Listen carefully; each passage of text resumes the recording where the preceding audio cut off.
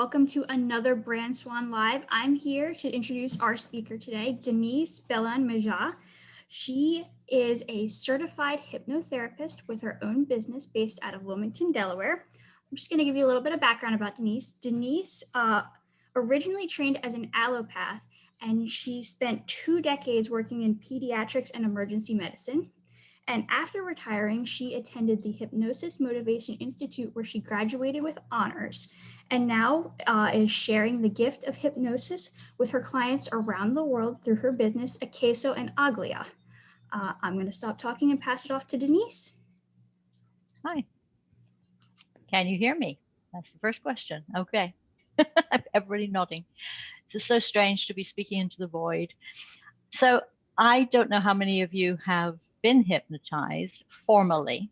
Everybody is hypnotized several times a day. It's a natural phenomenon and one that is underutilized and it's almost criminal that it's not used much more. I thought I'd give you a little background in the history of the subject. It tends to be very cyclical. We know that hypnosis or forms of hypnosis were used in the temples in Greece. We know that it's used in the Hindu faith when the priests would heal using what they called healing passes. But it didn't really come into modern history around the time of the Enlightenment, around the time that America was forming. In France, there was a gentleman known as Franz Anton Mesmer. He was actually Austrian, but he moved to Paris. And he discovered that he had animal magnetism, that his magnetism was so strong that he could pass on to other people his strength. And so he developed the first formal induction and use of hypnotism.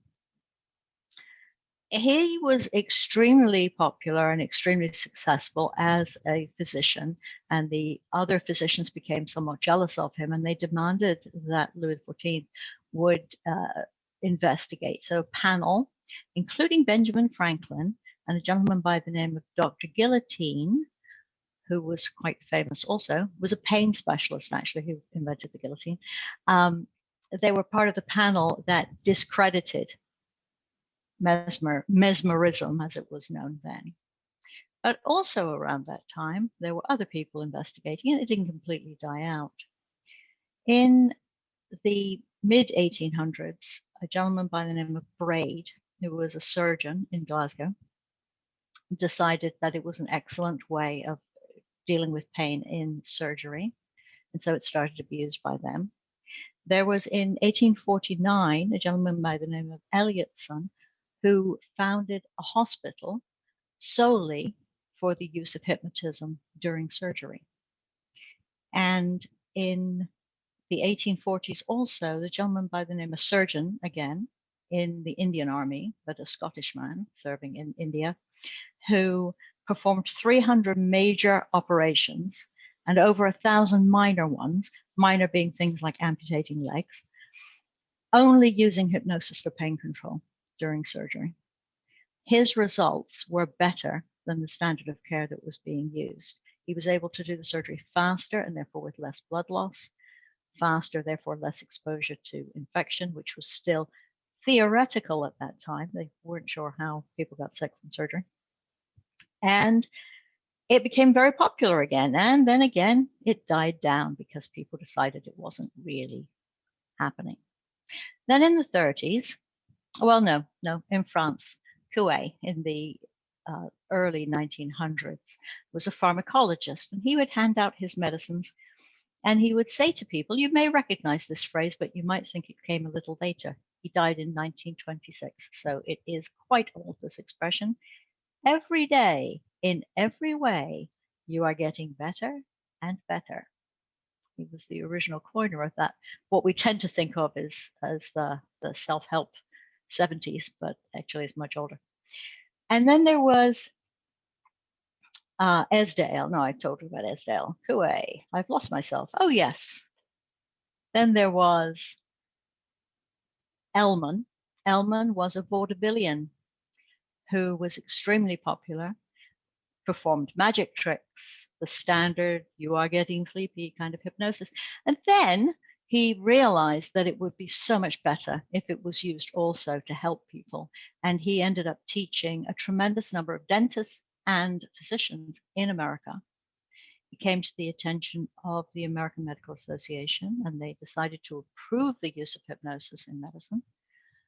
And in the 1950s, 1955, the British Medical Association categorically stated that hypnotism should be taught in every medical school in the country and should be part of the normal armamentarium of all physicians. That was 66 years ago, and it still is not taught in schools routinely. There are a few places you'll get the odd lecture that people can go to, but it is not formally taught. In the 1970s, a gentleman by the name of Milton Erickson developed a form of hypnotism called conversational hypnosis, or Ericksonian, which is indirect. You don't formally enter a trance state. It's very conversational. It's extremely successful and brought it again to the attention of the general public. And so now we are here, and I'm still having difficulty talking to the void here. I should have had some hypnotism before I started. And now there are a number of doctors who are using it, but far more who are skeptical. Part of the reason that people are skeptical is because of television and movies. You see things on TV and movie and you are getting very sleepy, and that's not the way it works. So what I'm going to do is share my screen and show you how you accumulate all these little things in your mind and how hypnotists pop new ones in that might be useful for you. So, where'd it go? Excuse me, I've apparently closed my screen.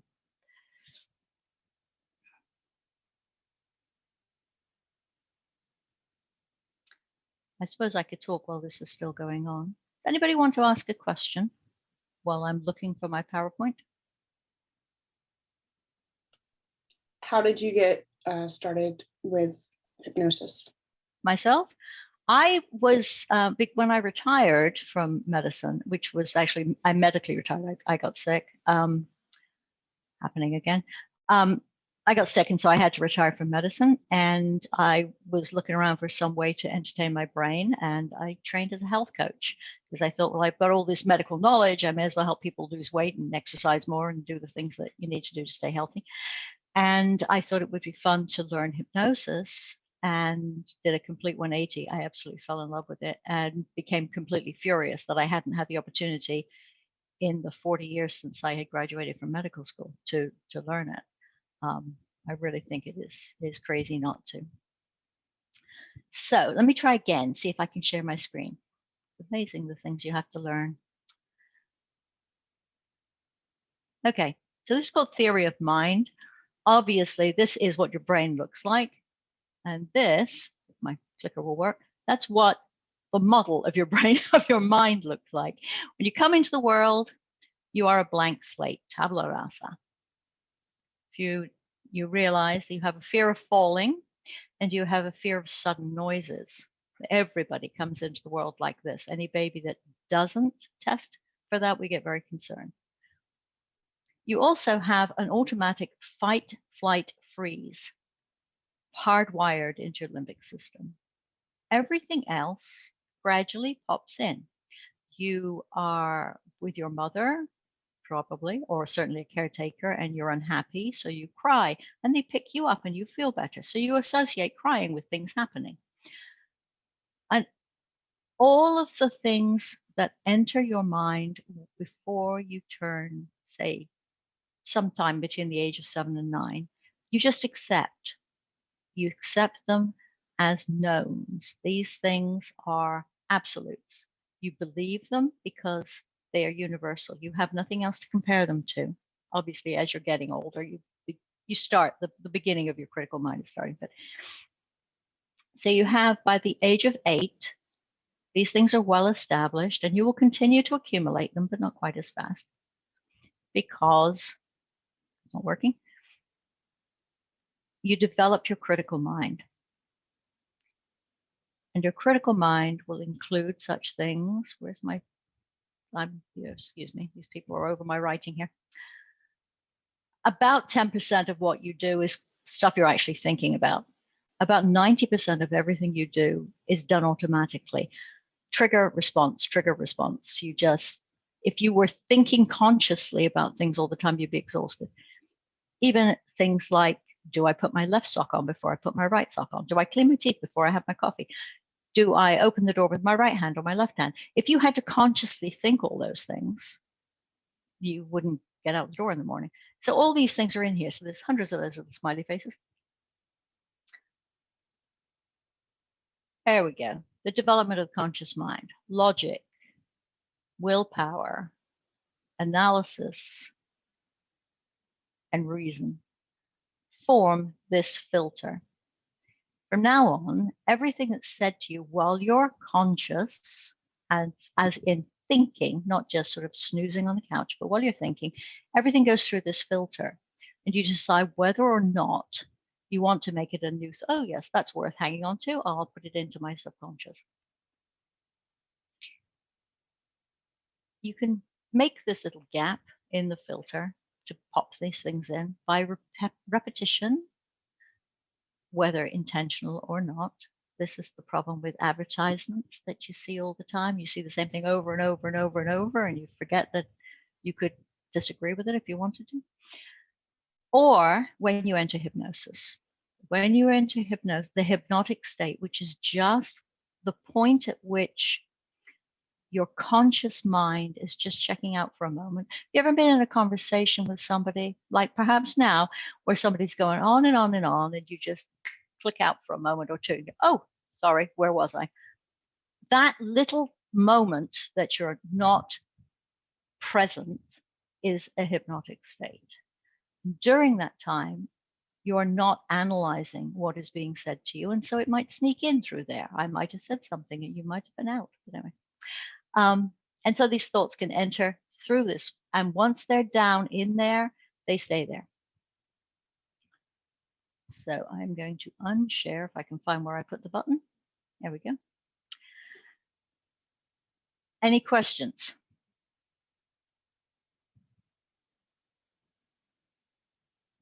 Nope. Good. So what I do with most of my clients, people come for all sorts of things. I had somebody who wanted to improve their billiards game, somebody who wanted to improve their piano, somebody, well, I haven't done any golfers, but quite a few golfers ask, but I usually refer them. Stopping smoking, losing weight, anything that you want to have a little help, not immediate. Let me say this. We respond to things without thinking. So you want to have a response in your subconscious that's useful to you instead of the one you're not finding so useful. Many people, when they're having difficulty losing weight, and weight is probably the bread and butter of most hypnosis in general practice, it gets to be about 10 o'clock at night and they find that they just need a snack, and then before they realize it, they're at the bottom of the chip bag, or finished a sleeve of Oreos, or finished a pint of ice cream, because you're doing other things, you're letting yourself think, and you don't, the automatic isn't there. The automatic is saying, you're tired, you've had a hard day, just keep going, this tastes good. And you want to put something new in there. And a hypnotist can help you do that. What we do is meet someone, talk about what it is they want to address, and with the words of the client themselves, we reintroduce those thoughts when they're in hypnosis. There are lots and lots of different ways of inducing hypnosis, but it does require the person's cooperation, because your conscious mind is not asleep. It is just taking a quick break. It's within earshot. If I say something alarming, it'll wake right up and stop it. So I cannot see a client and say, please write me a check for $5,000 after we finish today, and have you do that.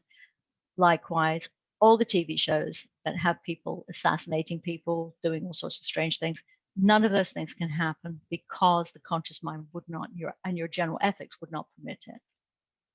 And I really do need people to ask me questions because I can't tell. The only person I can see is somebody whose last name is Nerds, which is not true. That's not my real name. It's my handle, I guess. Yeah. Do clients come to you for multiple issues, and how do you handle that? Yes, you can, but you don't want to handle it all at the same time. You don't want to overwhelm. But if you were to give you a list of 4 or 5 different things, your conscious mind would say, "Oh, we're shutting this down," and nothing would stick. So normally, if somebody's coming and they want to work on weight, but they also want to work on not being able to sleep, you go for the stuff that you're going to be able to fix fastest, so that you take a session and develop good sleep hygiene, and then do another one. With my clients, usually I see them every 2 weeks, and they get a tape that they listen to at night. The idea really is that we teach you how to do this for yourself, so that you could then learn how to relax in hypnosis with me telling you to relax into hypnosis, and then realize how to do it to a tape, and then realize, I'm at the dentist and I don't particularly want to have a needle in my mouth, but I know how to relax. I know how to tell myself to do that. And then you'd be able to induce that state for yourself. Is anybody familiar with hypnobirthing? There's a birthing center here in Delaware, somewhere near us. I think they're a member of the chamber. And they have a hypnotist on staff. And it is hypnosis for childbirth has been popular now probably 30 years. It's extremely effective because pain is only useful when it's giving you information. Once you've got the information, you don't need it anymore. You have to be able to monitor other things. So I was hoping that there will be at least one person that had given birth under hypnosis who'll be able to say, it's wonderful. Have you ever used hypnosis with trauma? Psychic or physical? Physical. I have not had opportunity to. This is why I'm so mad. I was an emergency room doctor. It would have been incredibly useful. But yes, it is used a lot in trauma. There are medical schools in Belgium. The anesthesia departments of these teaching hospitals use it for surgery. I don't know of any battlefield use, but it may well be. And certainly there are emergency technicians who use it in the field. Okay, thank you.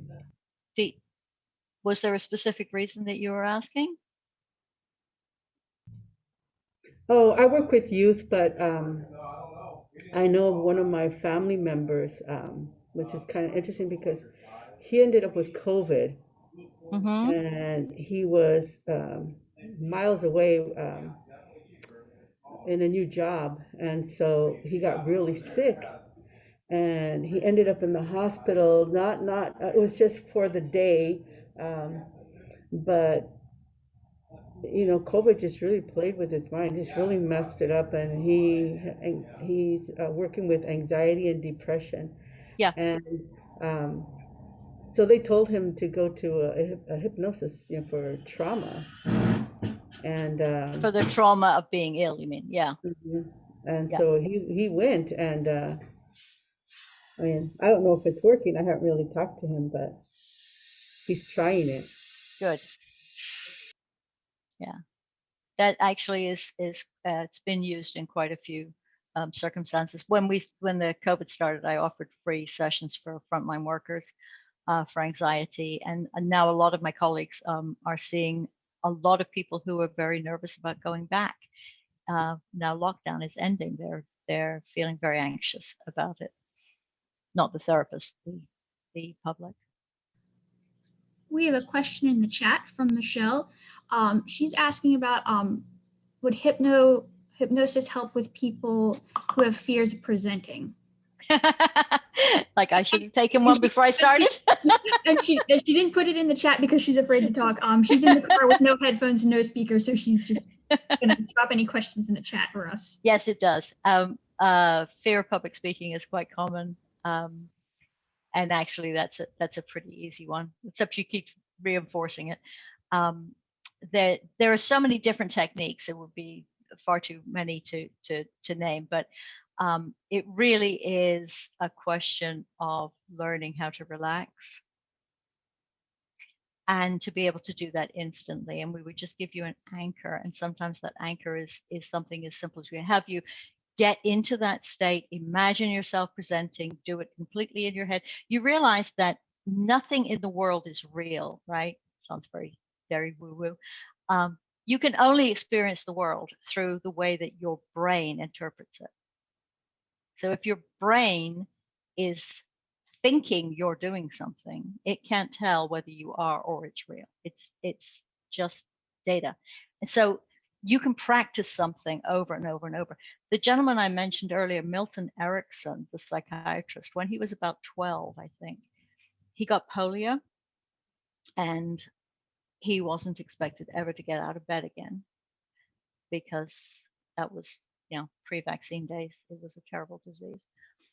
And he taught himself to walk by thinking through the actions of walking.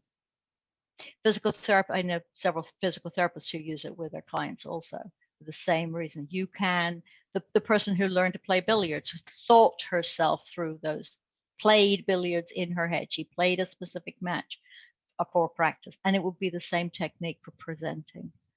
You would imagine yourself on the stage, you would see the people in front of you.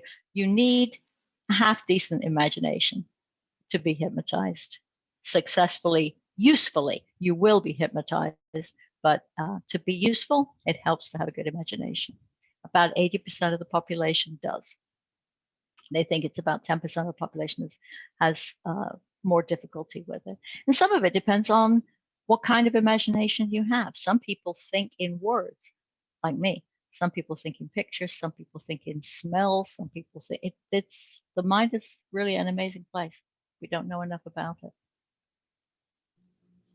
Another question from the chat. This is Jen.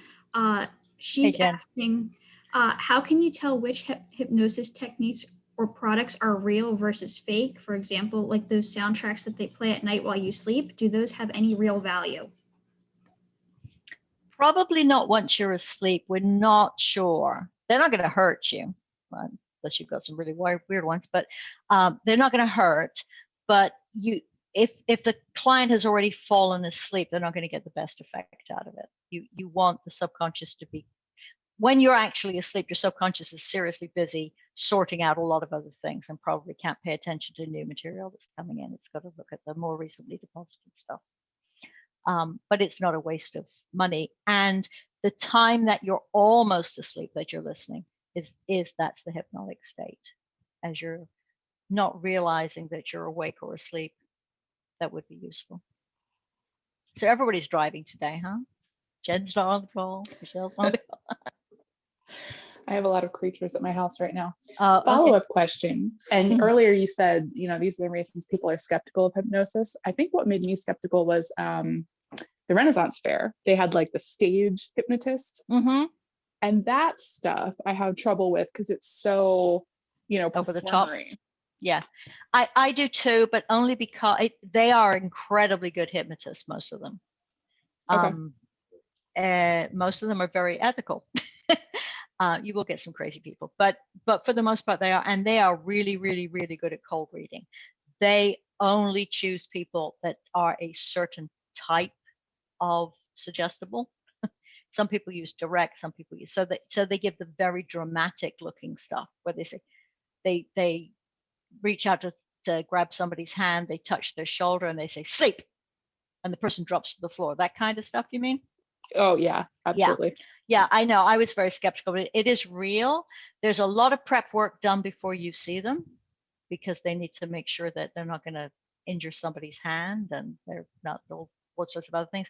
But it is a particular type of hypnosis and it doesn't work on everybody. And they know who they're scanning the crowd when they go out and they ask for volunteers. So those are people that want to be up on stage and do silly things.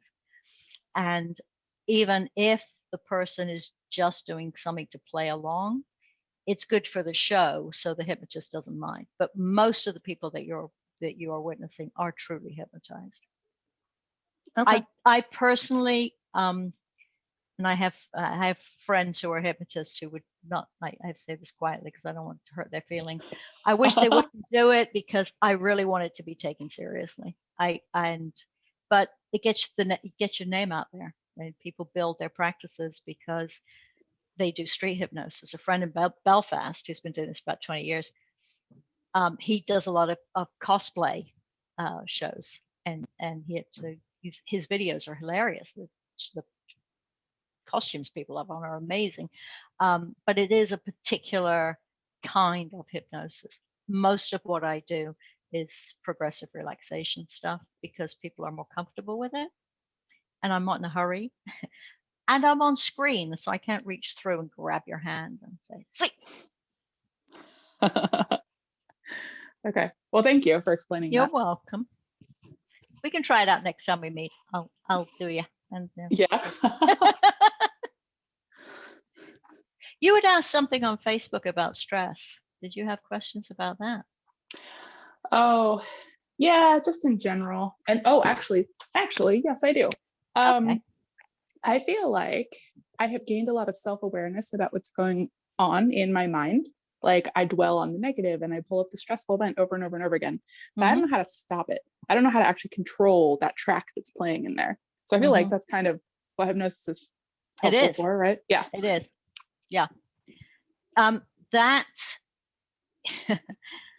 does it tend to happen when you're lying in bed? No, it is all day long. Oh, okay. So yeah, we should talk.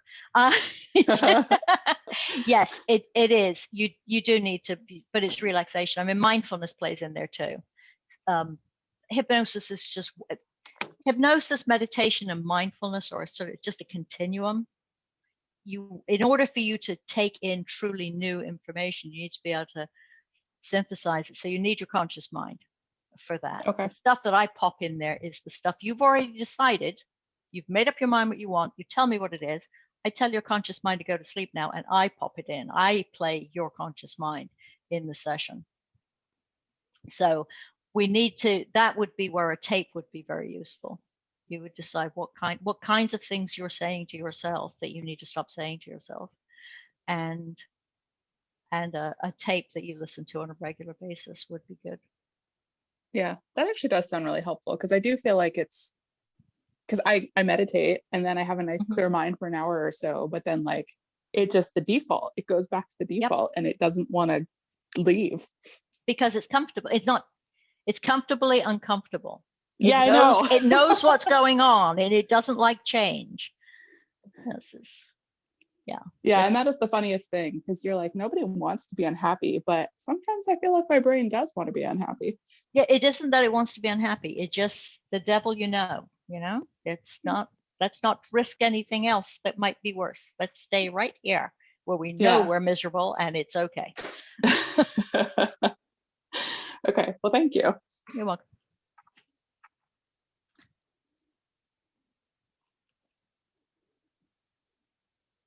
I guess my question, one question I have is, hypnosis, it kind of straddles that line of the esoteric and psychological. And psychology itself is considered a soft science. It's not a hard science. So obviously there are people in the world who see this more as leaning towards more of the esoterical, of the astrological and the crystals and things of that nature. What is your defense to that, or how do you combat those kinds of situations in an intelligent yet still compassionate way? Okay, well, I think you mean things like progressive past life regression, that sort of stuff. Well, a lot of people see hypnosis and past life regression as kind of like the same thing, and well, they aren't, but it is for me, past life regression is allegory. I personally don't believe that we're recycled, but some religious beliefs are that they are. So I don't offer that.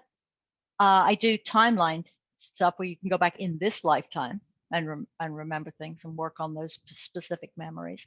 The way that you work with memories, usually people don't worry about the memories that are happy. They don't come to you to get rid of them. They might come to you to ask you to enhance their ability to remember. But for bad memories, every time you look at a memory, you change it. It doesn't matter. I think it's why I went this testimony. It's awful. When you take a memory out and you look at it and you put it back, it's ever so slightly different. So what I would have a client do who needs to change a memory is take out the color. You take out the emotion. If you want to remember something, you need it to be as vivid as possible. You want to remember the smell that was happening. I mean, talking about happy memories, not multiplication tablets. You want the whole experience to help cement it in your mind forever, take in everything. So if you want to get rid of a memory, you take all those things out. You make it really, really, really gray and boring.